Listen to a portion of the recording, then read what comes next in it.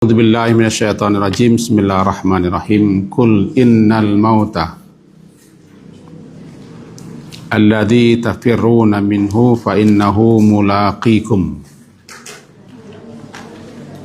Summa turadduna ila alimil ghaibi wasyahadah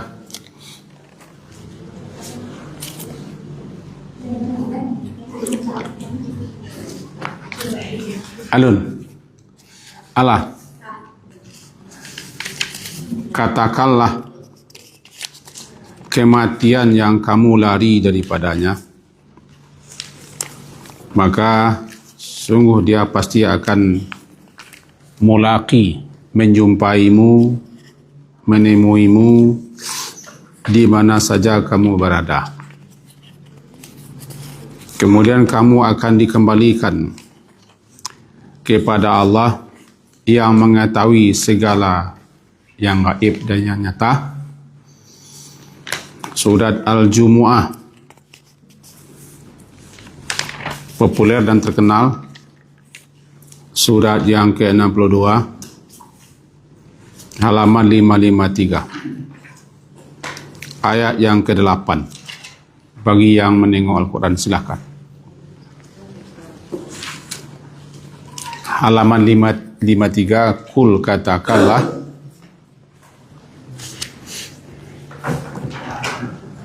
sesungguhnya al-maut,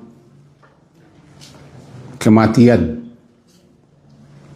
alladzi yang tafirruna, yang kamu lari daripadanya, baik lari dalam makna hakiki, makna yang sebenar lari, ataupun makna majazinya, suatu kata kias. Fa innahu, sesungguhnya dia kematian itu mulaqi, akan menemui, akan menjumpaimu.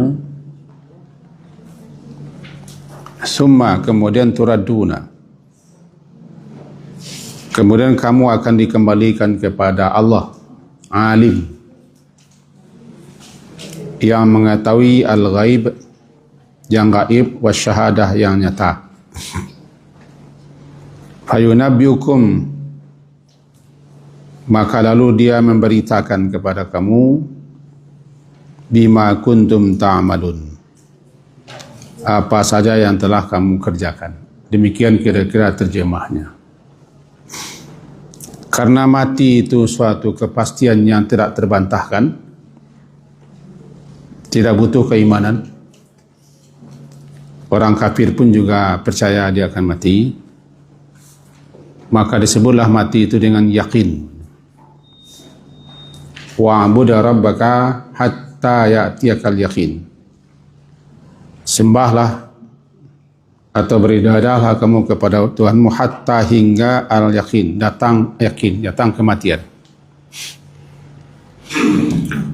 Atau dalam surah Al-Mudaththir juga berbunyi hatta atanal yakin, hingga datang kepada kami yakin, kematian yang kami belum juga beriman.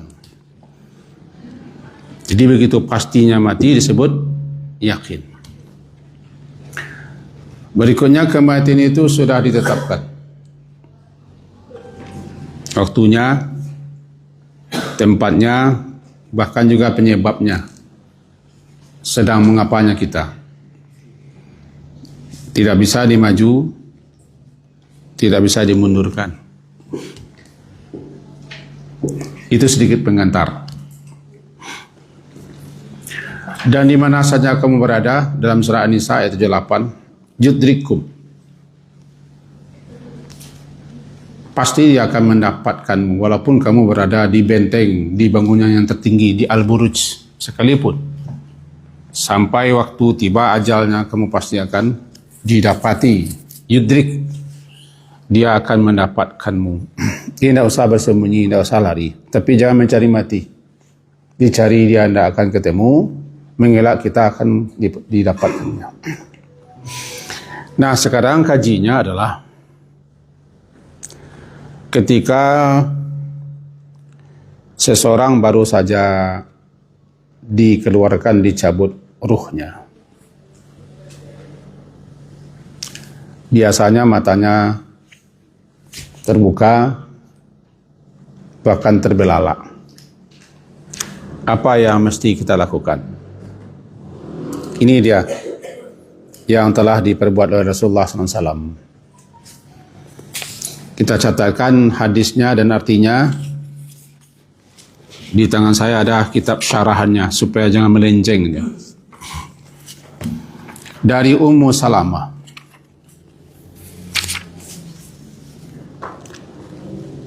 Radhiyallahu anha, dia berkata, Rasulullah sallallahu alaihi wasallam masuk menemui Abu Salamah, di mana ketika itu Abu Salamah sudah wafat, meninggal atau mati. Waqad syaqqa basaruhu, matanya ketika itu terbuka. Siapakah Abu Salamah? Abu Salamah itu adalah salah seorang sahabat senior, tercatat sebagai as-sabiqun al-awwalun, orang yang mula-mula sekali, kelompok mula-mula sekali masuk Islam. Beliau dengan isteri beliau Ummu Salamah hijrah pertama kali ke Habsyi, ke Ethiopia.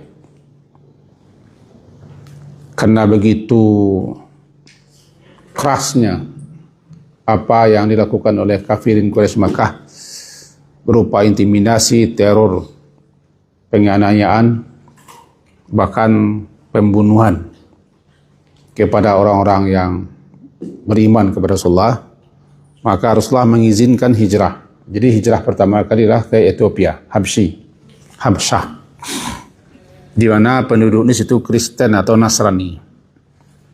Rajanya juga Nasrani. Kemudian rajanya Najasyi namanya, lama-lama masuk Islam. 2 kali hijrah ke situ, 2 gelombang, lebih 100. Salah satunya adalah Abu Salamah dan Ummu Salamah. Hijrah ke situ. Juga termasuk Utsman bin Affan, Ja'far bin Abi Thalib. Banyak. Kita gambarkan bahwa Ethiopia, negeri orang hitam, berseberangan dengan Saudi Arabia, dekat arah Yaman. Di sininya Mekah. Tentu menyeberangi lautan, Laut Merah ya. Itulah Abu Salamah. Beliau ketika hijrah ke Madinah, ikut pula hijrah ke Madinah. Bahkan beliau ikut perang Badar yang terkenal. Cuma di perang Badar beliau mendapat luka. Luka itulah yang membawa kematiannya sebulan setelah itu. Itulah Abu Salamah. Dia dengan Ummu Salamah tidak dapat dipisahkan. Bahkan Ummu Salamah bertekad untuk tidak kawin lagi andaikan meninggal Abu Salamah. Karena di matanya tidak ada orang yang paling melebihi Abu Salamah. Nah, ketika Abu Salamah wafat, meninggal, Rasulullah datang, matanya sedang syaqqa basaruhu, matanya sedang terbuka. Fa'aqmadahu, lalu Rasulullah memejamkannya, memicingkan matanya, menutup matanya.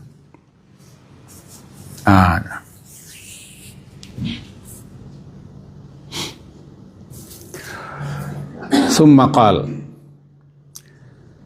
kemudian beliau berkata, Inna ruh, sesungguhnya ruh, idza qubida, apabila diambil, dikeluarkan,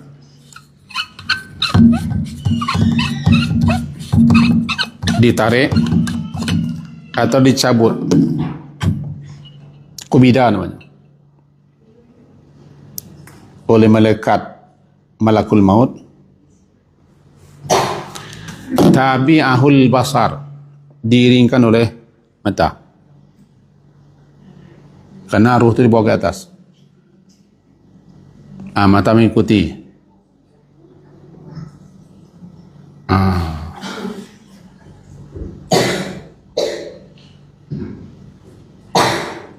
Ketika ruh habis keluar semua, mata tidak bisa keluar lagi. Karena tidak ada yang akan menggerakkannya. Sekarang boleh gerakkan mata, karena belum ruh masih keluar masuk.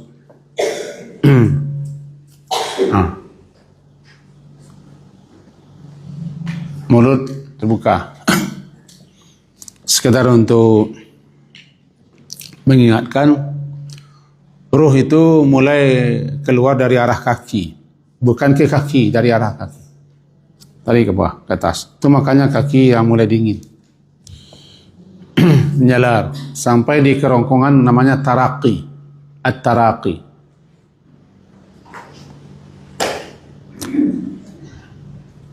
Ketika sampai ruh di taraqi, dia gar-garah, dia berbunyi.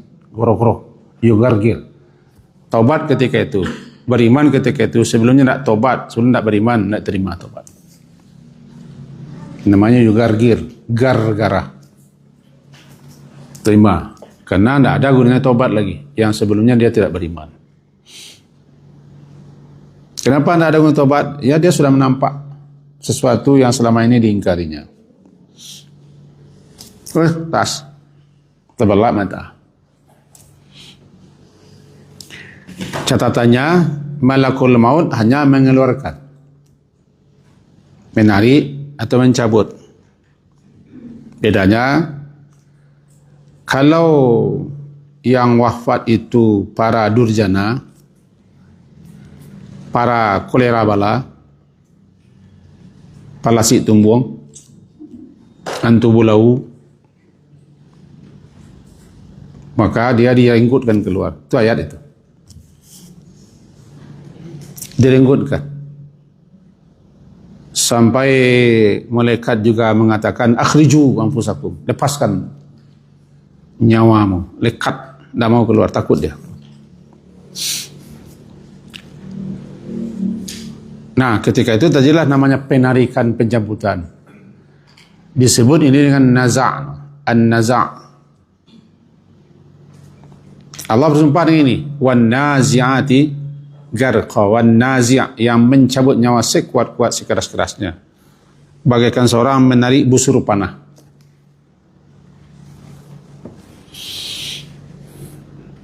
Mana yang kuat, itulah yang menang. Pasti malakul maut yang kuat, karena dia harus mengeluarkan pas waktunya. Tugasnya banyak. Tidak nyawa kita saja yang kerjabutnya banyak yang cabut. Keluar. Kalau yang akan meninggal itu model kita ni, model Pak Yaman inilah orangnya. Keluar. Tenide, ayah, semualah. Mudah-mudahan. Malakul maut itu mengeluarkan dengan lemah lembut. An-nashitati nashta, yang mengeluarkan nyawa dengan lemah lembut. Digambarkan dalam kitab Majmu'atut Tafasir jilid 6. Ketika di situ diserahkan dan diuraikan tafsirannya, bagaikan seseorang memasukkan ember ke sumur yang amat dalam.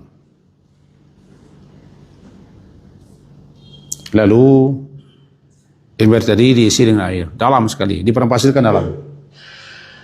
Bagaimana supaya air di ember itu jangan tertumpah, ditarik lambat-lambat. Begitu caranya mengeluarkan nyawa orang mukmin. Lemah lembut.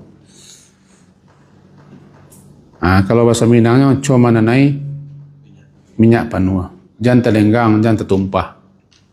Lambat-lambat. Itu bedanya.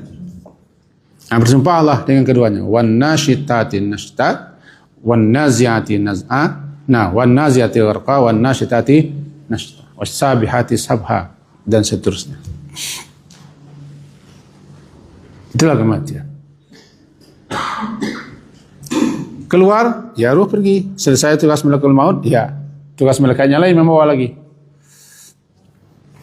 Malaikat yang sudah hadis menjadi membawa ke atas. Ke atas di bawah. Ruh, mata. Ketika beliau sallallahu alaihi wasallam menyebutkan bahawa idza Inna ruh idza qubida, ruh itu apabila dicabut, dikeluarkan, diikuti oleh mata, fadajjan nasu min ahli. Dajjah, heboh.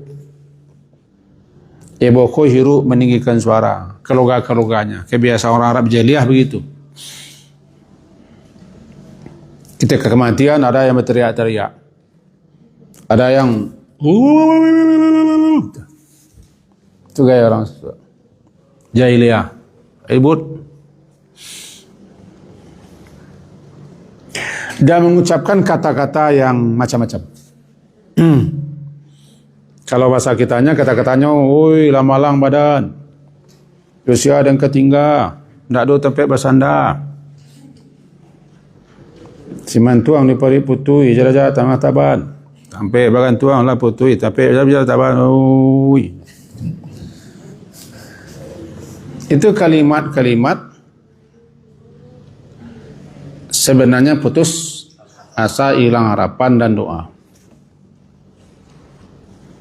Seakan-akan tidak ada lagi tempat bergantung, tempat berpijak, tempat bersandar, tempat berharap. Nah, kata beliau, la tad'u ala anfusikum, kalian, ini dah, la tad'u. Mari kita lihat kertasnya.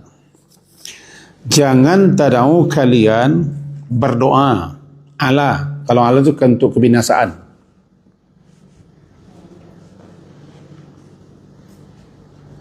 Jangan kalian berdoa ala anfusikum,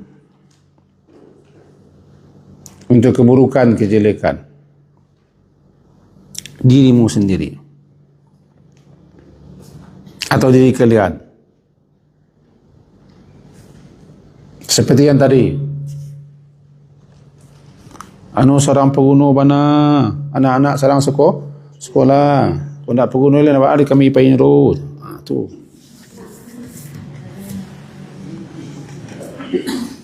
Itu kalimat kalian berarti berdoa untuk hal-hal yang bisa mencelakakan, membinasakan diri kalian sendiri. Begini. Ana inda zanni abdi bi. Saya ini sesuai dengan persangkaan kalian, kata Allah. Jika kalian menyangka bahwa tidak ada lagi tempat bersandar, tempat bergantung, tempat berharap, putus asa, putus harapan kalian, saya perturutkan.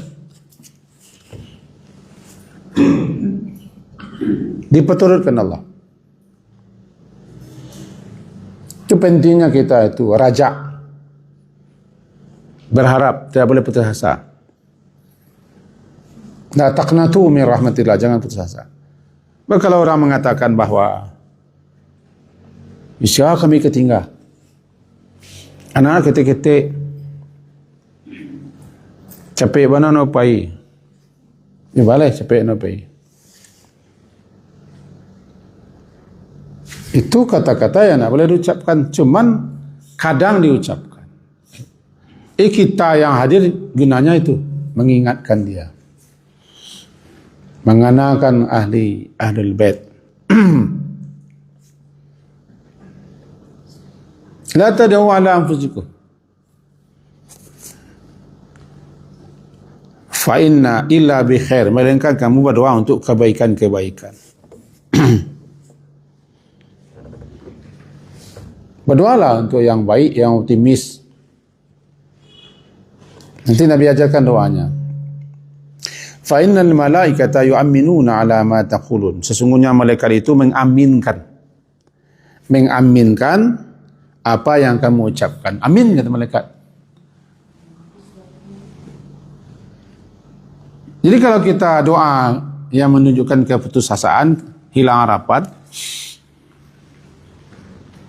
dan segala macam, amin, diaminkan malaikat.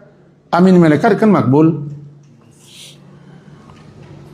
Oi lah sansa ibadah lama-lama tuang. Ada yang nak kebelah lelaki gitu. Amin je malaikat.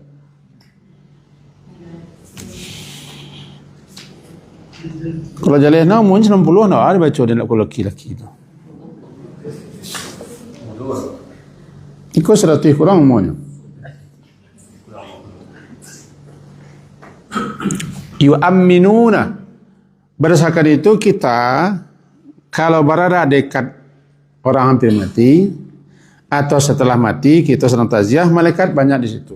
Jangan ucapkan kata-kata yang buruk, yang tidak baik, yang tidak patut, yang tidak pantas. Keluarlah. Kalau kau baca cerita je, kalau kau cek je, keluar. Malaikat hadir. Itu. Kau bertamu na yo orang rantau di sini, jangan tanya lo rantau kayaknya. Banyak rantau gini payah gini. Apa payah mana? Aminnya malaikat banyak. Payah apa?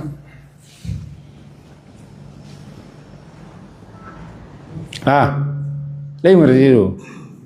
Lain. Kira semua aja sekolah lo aja.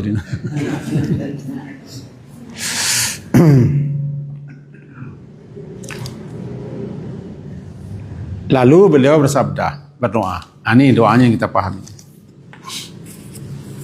Apa kata beliau? Allahumma fili Abi Salamah.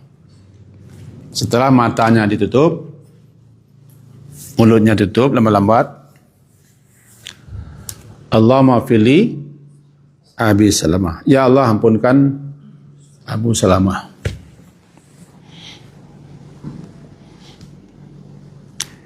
Tapi kalau nak meninggal tunideh, jangan Abu Salamah lah. Allah maafili tunideh. Tu kan aja. Li-nya. Allah maafili tunideh dan sidi. Kalau dia perempuan sebut Allah maafili upiak. Atau sebut namanya. Siapa namanya? Li siapa? Si Siti, Li Siti. Kenapa minta ampun? Nanti kita jelaskan. Warfa darajatahu, angkatlah. Irfa, angkatlah. Atau tinggikanlah derajatnya fil mahdiyin, di kalangan orang-orang yang diberi petunjuk. Sebab setiba di alam sana, sebagaimana telah kita terangkan dalam pertemuan lalu, orang akan dikelompokkan kembali dengan siapa dia mengelompok. Biarlah agak nyinyir saya bicara.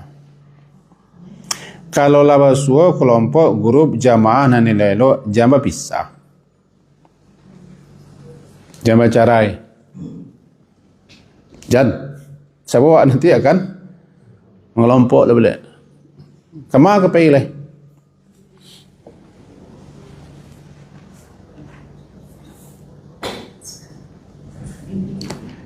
Jadi saya pernah dituduh orang murtad dari suatu kelompok. Saya bilang, saya tidak akan mencari kelompok lain. Tidak akan meninggal, karena saya semenjak lahir sudah di sini. Walaupun tuan-tuan bilang bahkan Nabi ini terserah lah, tapi saya akan tetap berada di kelompok ini. Pilihan saya ini kelompok yang bagus, yang baik. Karena banyak orang saleh, walaupun banyak yang cindaku juga. Saleh.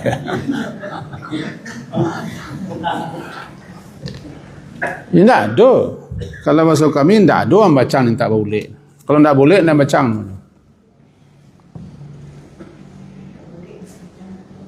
Kalau tidak retak, tidak gadiang namanya. Kalau tidak balang, tidak harimau. Halo? Itu. Kalau ibu-ibu, kalau kelompok, papa. Kelompok salah. Buat nanti warfa darjat. Misalnya tenideh kah? Angkatkanlah posisi derajat tenideh kau ya Allah di kelompok orang-orang yang telah kau beri petunjuk dulu. Tampilkan ruhnya di situ. Misalnya Pak Lamal dulu mati, kan? Beliau kan dapat petunjuk kah? Di posisi yang Pak Aman. Kelompok-kelompok.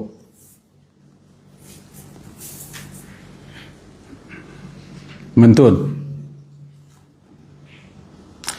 Kalau dia perempuan, tukar saja. Warfa darajataha.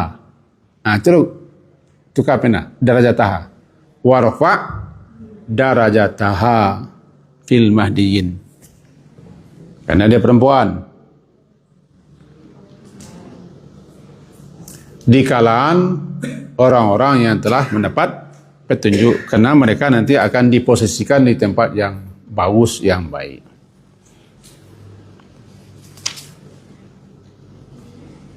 Lah ya. Wakhluf fi aqibi fil gabin. Wakhluf. Gantilah.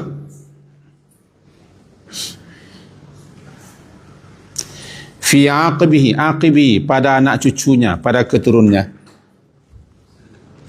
Fil gabirin yang tertinggal di belakang. Maknanya adalah gantilah dia. Karena dia sudah pergi di rumah keluarga, sampai bila apa? Karena dah mati. Ya Allah, gantilah.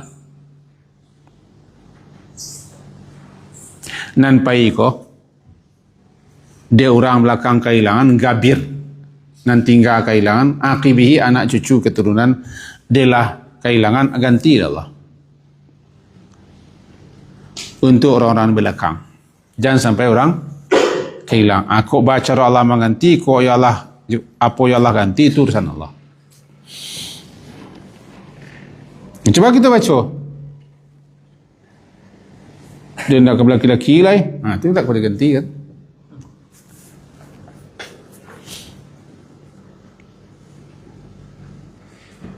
Waghfir lana wa lahu, ampunkan dosa kami dan dosanya. Laha kalau perempuan. Okey. Kalau perempuan wakhluf fi aqibiha fil gabirin waghfir lana wa laha. Ya Rabbal alamin. Wahai Rabb sekalian, wafsah, lapangkan laha fi qabriha, lapangkan untuknya di kuburnya. Wa nawwir laha fihi, dan cahayailah, berilah cahaya untuknya di dalam kuburnya. Itu doa. Ikon yang dibaca Nabi kepada orang yang baru mati. Kalau bahasa guru mu, jangan sama ngari-ngari, me mencuang, ana ngari mencuang, itu guru. Guru mu lebih kali pada boleh. Ngari mencuang. Ditanya kayaknya tak tentu lain kira-kira.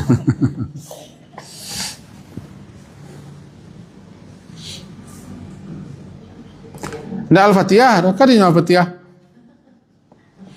Doa.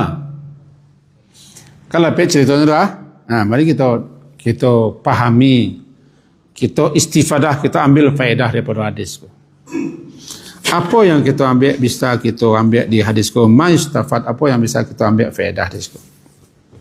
Yang pertama,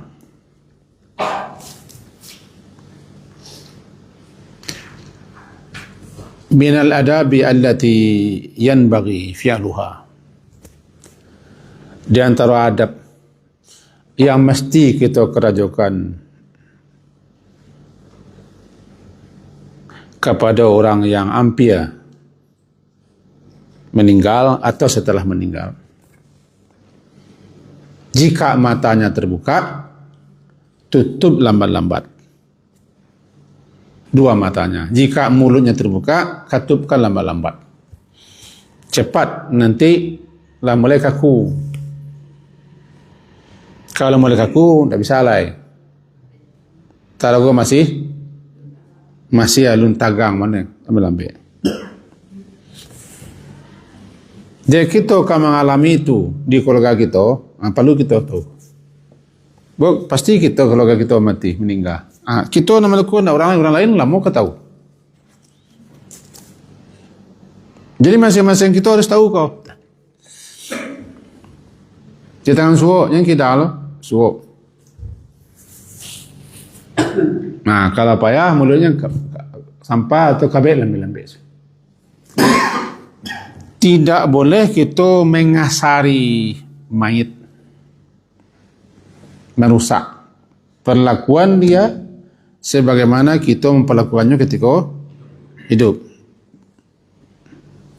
Jangan gerasak gurusuk, jangan kasar, dan seterusnya. Itu tuh mata lambat-lambat, ikat lambat-lambat mulutnya. Satu. Yang kedua, pelajaran istihbabu doa bil khair indal mait. Disukai bana kita ko berdoa, doa nan ancak-ancak nan elok nan baik-baik untuk orang mati. Untuk orang mati di sisi orang mati. Istihbab disukai kita berdoa, doa yang baik-baik di dekat orang mati. Karena malaikat ada di situ dan dilarang kita berdoa untuk orang buruk. Berdoa aku tidak harus ya Allah terus. Saja pengharapan kita, apa saja keinginan kita, hajat kita, itulah berdoa.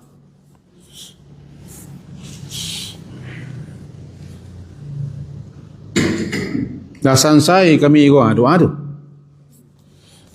Dalam malang awak doa tu.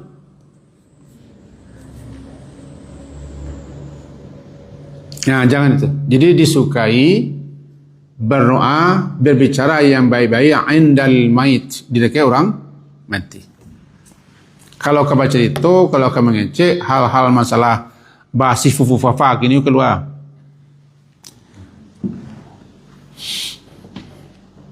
Baka bason toloyo kini keluar cerita. Sebab cerita itu berkunjang. Cerita kau membicarakan orang. Dekat orang mati bicara nan elok. Betul. Jangan tanya ke orang mati itu keluarganya dan memangkian emosinya. Cakap bang mau meninggal no. Bila sakit, nak bawa ke rumah sakit. Bawa ke terlambat nak rumah sakit. Wak mau kasih encak apa mau orang ibu tu. Entah. Kalau lapai itulah selesai. Jadi tanya. Aku likai awak menanya orang. Alamu sakit. Di mana sakit? Jangan tu tanya. Kalau ni tanya tu, bisa jadi beliau. Tak bisa jadi beliau dah. Kebiasaan awak menanya itu. Sehingga baca itu, lalu nak balik, nangisnya. Kan itulah di kau. Udah kau kali kapalu. Nak sampai kami bawa sakit, tetapi nanai no ndak dino. Ndak dino. Tu nak balik kau. Tu nak balik. Kenapa kau luak kenyolai kau? Ndak boleh tu. Membangkitkan emosional orang, kesedihan, menyasa-nyasa. Nak terima seakan-akan nama matiannya itu pada itu hanya penyebab. Tanawwatil asbab wal mautul wahid. Man lam yamut bisayfi mata bigari. Siapa yang tak mati lantaran pedang, lantaran peluru, lantaran orangnya akan mati jo di waktunya. Dengan sekian banyak penyebab banyak mati cik. Gitu. Jadi tak boleh kita selesai. Orang mati habis. Tinggal berdoa lah. Sabar-sabar selawat. Ni mama ikut lah garih nogo. Ajar no lah sampai. Sekitu muano. Mari sekitu berdoa. Jangan dibaca jo. Penyebab. Di kami, dia kau capek bawa ke rumah sakit. Semakin ni duitnya tu. Kamu gara-gara. Duit. Tampil. Dia begini. Muka sewa rancak. Tapi membuat orang semua ibu beruang melekat langau. Dia dapat cerita beruang melekat langau. Dalam buku namanya tipis dalam bahasa Arab Qiratul Rasyidah namanya. Jadi Pak Yaman ko mamalero beruang grizi kerang kabau itu beruang paling kadang Jadi beruang ko di Pulau Saketek itu cerita sangat patuh, sangat pendek, melindungi induk samang. Satu kali keluar dia beruang. Lalu induk samang ko kelelahan, bersandar di batang kayu. Beruang menjaga. Lalu inggoklah langau di puncak iduang induk samang. Nampak dia beruang. Jadi tidak ingin tu tuan aku dipantak, tampaknya mati tuan, cabiak ko tuan. Makasih beruang ko elok. Tapi kira saya tuan. Makasih elok cara salah. Kedua-duanya harus tujuan elok, cara langoi tanpa beruang. Cai duang macam kosong kira. Di mana kejadian di buku kejadian.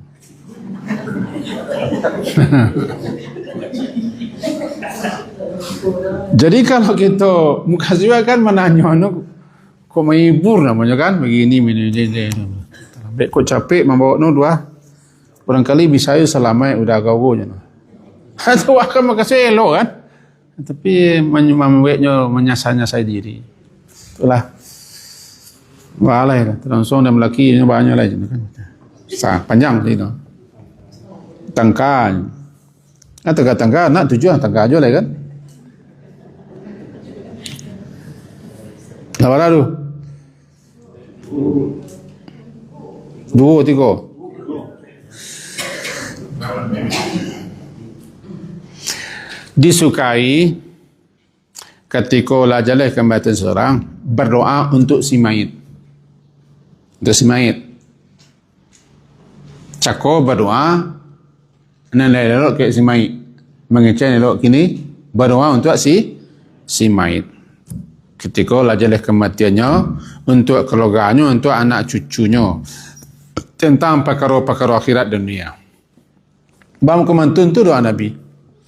Ya Allah ampunkan Abu Salamah, angkat derajatnya, gantilah dirinya di tengah-tengah keluarganya dengan yang lain. Jadi doa untuk nampai, doa untuk ditinggalkan, disukai. Yang paling diperintahkan kita kepada Allah doa minta ampun. Itu yang nomor 1. Dan paling pengguna, paling perlu di si mayit. Ampunan. Berkali-kali kita sampaikan dosa itu beban. Beban berat jangan dibawa orang. Sehingga bernamalah dosa itu wizrun, awzar, sakrun, asqal. Beban barit dan dipikul memang dosa.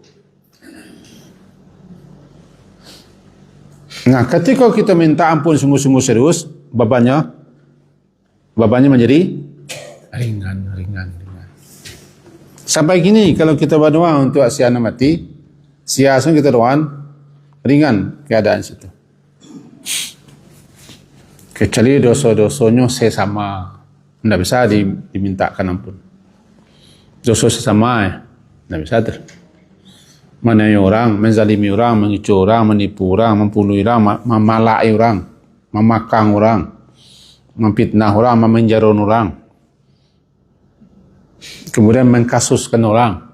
Banyaklah cerita. Itu tidak mau kita tolong minta ampun terus.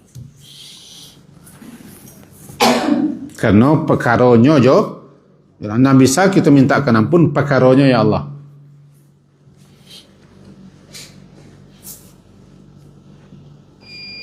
Nah, itu makanya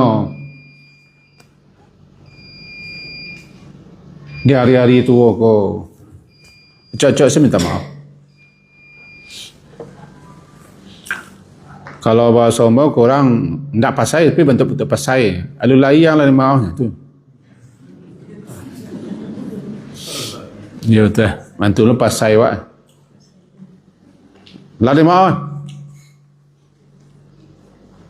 Ya gunanya tidak ada dibawa mati. Gunanya bawa mati. Dandam, sakit hati, benci. Ya gunanya tidak ada awak nak sakit. Kau orang salah, tahu awak ni salah. Jadi Sebab itu tidak bisa dimintakan ampun oleh orang belakang karena kita yang bermasalah. Yang kita bisa minta ampun kan, ya Allah, ampun dosa kelalaiannya, dosa ketidaktaatannya kepada Allah, dosa banyaknya melanggar, itu bisa Allah Maha Pengampun. Tapi dosa semua orang tergantung orang. Karena ada orang macam termasuk awak. Awas kemudian dia kira itu kau. Banyak minta ampun, dia kira itu kau. Dia lagi ni. Memang cap dia kira nak kena maaf saja. Sampai mati anggap putih tulang. Tulanglah putih juga kan? Putih tulang. Tak bisa dah. Allah maafilahu. Jadi kalau kapai wak ancak wak bisa-bisa wak minta maaf. Dia mau makan bodoh kan? Kan? Kok pai mau ke malam? Maka. Dia dulu kali. Lalu lah maaf kan?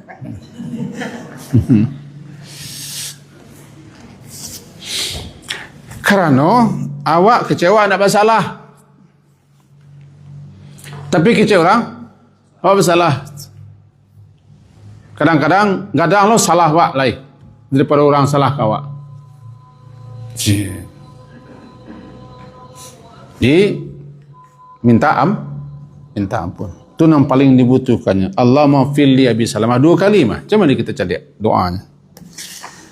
Allahumma fili Abi Salamah warfa' darjatahu fil mahdiyyin wakhluf fi aqibi fil gabid waghfir lana walahu. 2 kali kan? Ampunkan dosa kami dan dosanya. Takkid. Kenapa mengulang kalimat yang sama itu? Untuk menekankan sabana-bana yo. Namanya takkid lafzi. Ulang balik menekankan. Ada yang misah. Yang pertama dosa secara umum. Yang kedua yang pertama dosa yang kadang-kadang, yang kedua dosa yang ketik-ketik. Umum. Artinya yang pertama tangguk jarang, yang kedua tangguk rapik. Filahu. Disukai kita mendoakan si mayit.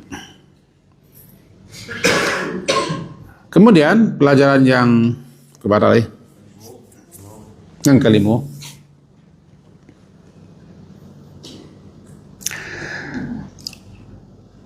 pentingnya kita hadir di samping orang-orang adalah sakit-sakit yang rasa-rasanya sakitnya Allah tanda-tanda bergantian bergiliran. Jangan sampai tinggal sendirian. Karena bisa jadinya dan sakitnya lupa nama la ilaha illallah. Bahasa kitanya jangan pai surang men. Tak ada nama entah. Andaikan tak membaca la ilaha illallahnya, aku lah alamat kah? Jika orang kolai lazimnya baca la ilaha ketika hidup dan nyolai mengamalkan kalimat la ilaha illallah, itu menyembah Allah, beribadah kepada Allah, taat kepada Allah, itu Allah yang akan menguatkan. Yuthabbitullahu alladhina amanu bil qawli tsabit. Allah nanti akan memantapkan, meneguhkan orang beriman dengan perkataan yang teguh, yaitu la ilaha ketika di dunia, ketika mati, ketika di akhirat. Fil hayati dunia fil akhirah. Surah Ibrahim. Tapi kan tidak semua orang loh. Tidak semua orang.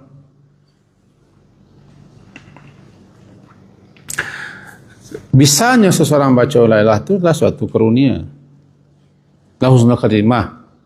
Salah satu ciri husnul khatimah, orang lain menutup umurnya dengan la ilaha illallah. Man kana akhiru kalami la ilaha dakhala jannah. Masuk surga. Itu makanya tetap diupayakan ketikanya alu membaca atau alu nampak kita mengerik muncul, upayakan terakhir kali bisikkan. Ajarkan kalimat itu, aku namanya talqin. Laqinu mautaku. Talqinkan itu ajari dan ucapkan kayaknya. Kalau orang yang hampir mati, mautakum itu adalah orang yang hampir mati. kalimat la ilallah supaya agar diiringinya. Itu harapan, Pak. Penting kalimat itu.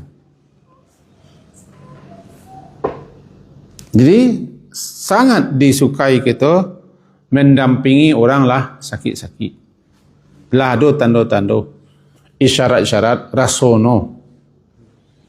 Kan ada feeling kan, rasono nak kabar lain. Berganti-ganti. Mendampinginya, mengingatkannya dan seterusnya. Lalu pelajaran yang ke-6, bahawa memang ada yang namanya azab kubur dan nikmat kubur. Kenapa Nabi doa? Wafsah lahu fi qabri. Lapangkan untuknya di kuburnya. Bukan kubur tanah. Maksud lapangkan kubur, lapangkan di mana berada. Di mana ditempatkan. Kalau kubur tanah sekarang punya. Kalau orang tumbuhannya sekarang tumbuhnya. Itu lahat namanya. Mengkasihkan adalah lapangkan, tempatkan di tempat yang selapang luas di mana berada. Nanano ko siapa? Ruh. Lapangkan ya Allah. Wafsah lahu fi qabri. Nanti ada yang lapangkan 70 sampai dibuka jalan ke surga, lapang. Dan kubur itu gelap.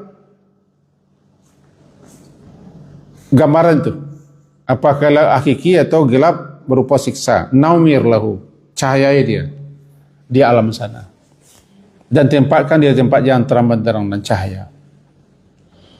Aku kan penetapan adanya azab kubur dan nikmat. Itu yang ke-6. Yang ke-7, kalau kabar doa, lebih-lebih doa minta ampun. Mulai doa minta ampun itu dari diri awak.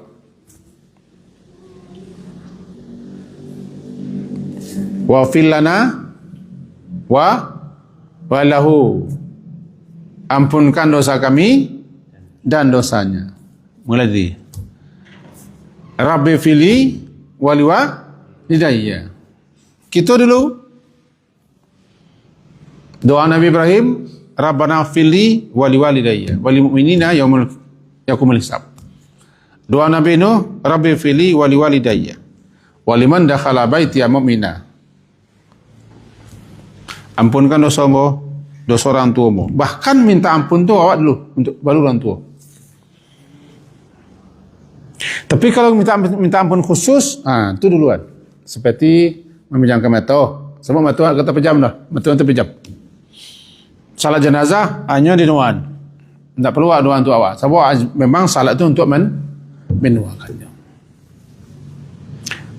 Begitu terkubur. Nabi perintahkan terkubur. Setelah terkubur mayit tertimbun, kata Nabi, istaghfiru li akhikum. Mintakan ampun kepada Allah untuk saudaramu. Jadi berkali-kali Nabi suruh minta ampun, ya. Mintakan ampun kepada Allah untuk saudaramu. Dan mintakan kepada Allah tasbit, kemantapannya menjawab pertanyaan malaikat. Berarti maknanya lah Allahumma fillahu. Bisa. Wa thabbithu bil qawli thabit. Beri dia kemantapan, kemampuan, kekuatan untuk menjawab pertanyaan malaikat. Itu kubur tu. Cuma dia orang awak doanya panjang menjelo-jelo, terburai-burai ke yang gabari. Nak ada kaitan dalam mati. Itu doa. Jadi kalau minta ampun untuk kita dulu. Untuk kita dulu. Yang kesekian, tak terkenal pada sekiannya. Yang ke-8, kematian bukanlah kepunahan, bukanlah akhir, tapi sekadar perpindahan, intikal, peralihan, perpindahan dari suatu keadaan kepada keadaan berikutnya, daripada suatu tahap kepada tahap berikutnya. Makanya tidak boleh kita bilang menuju ke tempat peristirahatan terakhir. Sebenarnya tidak boleh. Tempat istirahat terakhir di surga. Tidak, kubur tidak istirahat terakhir. Kubur itu masalah awalu manazil. Kubur itu awal persinggahan. Dalam persinggahan kita, transit kita ke menuju akhirat, persinggahan pertama kubur. Awalnya. Jadi kita lah lazim membaca menuju tempat peristirahatan terakhir. Iyalah. Kalau ia memangnya istirahat, kau tidak apa? Yang kedua, tidak situ berakhir. Berakhir nanti selepas di neraka, masuk surga baru berakhir. Jadi kembali pada kematian bukanlah akhir segala-galanya. Kematian bukan kepunahan, hanyalah peralihan dari satu alam kepada alam berikutnya untuk menuju titik akhir, namanya akhirat.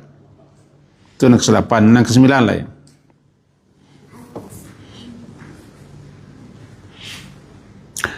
Yang ke-9, kita disunnahkan menutupi badan mayit seluruhnya. Kainnya terserah. Kain panjang jadi, gabah jadi, selimut jadi, dan tujuan menutup.